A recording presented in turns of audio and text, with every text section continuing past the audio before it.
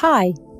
When the famous physicist and astronomer Galileo first championed the idea that the Earth revolved around the Sun back in the 1500s, he was called a raging lunatic and convicted of heresy by the Church.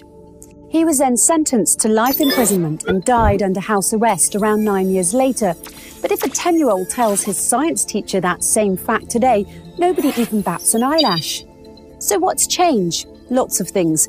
The world has evolved, new technologies have been developed that help us more accurately understand astronomy, for example. So poor old Galileo was not insane, he was simply before his time.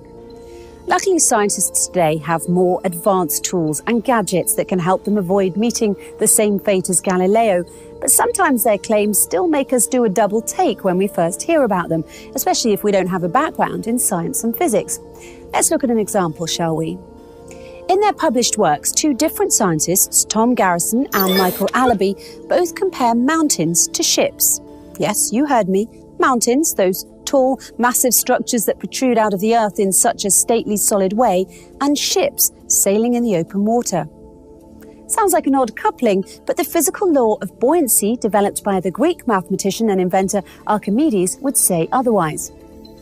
This is because the driving force behind both ships and mountains is one and the same, and it's something called buoyancy.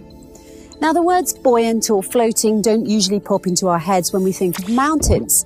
But guess what happens to a mountain when a thick sheet of ice accumulates on its surface?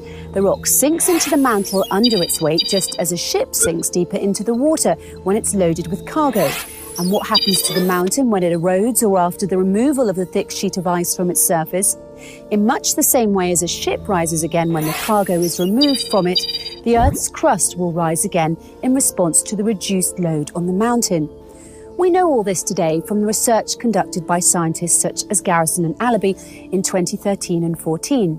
But flashback 14 centuries ago to when the Quran was revealed, and you'll find that it too makes the same analogy in chapter 42, verse 32, when it says, "And among his signs are the ships in the sea like mountains." How in the world could a book revealed that long ago possibly contain such accurate scientific analogies in the glaring absence of the necessary scientific tools and proofs at that time?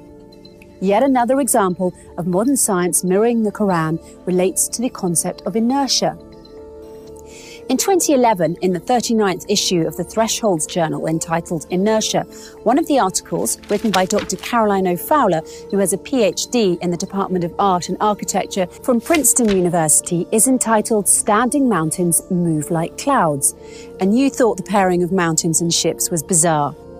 In this article, Dr. Fowler offers her reflections on inertia using the artwork of a famous painter called Abraham Bloemaert. She begins by describing the concept of inertia as defined by Sir Isaac Newton's first law of motion, namely that a body will persist through force in a state of either rest or motion until moved by another body. She then goes on to shower her praises on the painter for his ability to express this rather abstract concept of inertia with only the stroke of his paintbrush in a single picture. In her conclusion, Dr. Fowler further draws attention to the fact that Bloemaert moved towards an understanding of movement, which is not about setting things into motion through a violent force, but instead suggests the notion that the world may already be in movement. And like the mountains that move like clouds, movement and rest are two different, but ontologically equal states.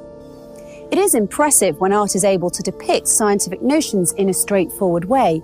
But long before Bloemaert, Newton or Galileo himself, it was the Quran that presented the understanding of force and movement as a relational concept.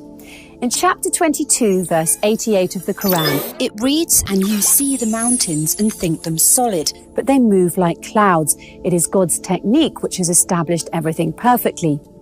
Centuries ago, God told us that he created the world following the laws of inertia. It is science that is just now catching up. So who says science and religion have to be at odds? In the Quran, science and religion are twin sisters, and I don't mean the type of twins that keep saying they're identical when everyone really knows they're fraternal. The Quran contains many passages that were not understood by scientists, let alone regular people, until recently, and some that science still has not fully deciphered. But this should come as no surprise. In fact, the Quran itself tells us that this will happen when it says, "And these similes we put forward for mankind, but none will understand them except those who have knowledge." Let's look at that word a little closer now, simile. It's very fitting that the Quran should use that word, seeing as how the book itself often uses similes and analogies to help explain things that might otherwise seem abstract or unrelated to us. But what's even more astonishing then, that is modern scientists have used some of the exact same analogies that were first written in the Quran over 1400 years ago. Of course, until scientists studied any of this, no one thought to relate mountains and ships or mountains and clouds in this unusual way. And even now, the analogy of mountains being like ships in the sea and like moving clouds is one that will most likely be lost on many people. Try it for yourself if you like. Try telling a police officer that mountains move like clouds and watch what his reaction will be. But be careful, because if you persist in saying it, he might just consider you drunk and arrest you. What can I say? Sometimes the truth hurts. I think Galileo would agree with that, don't you?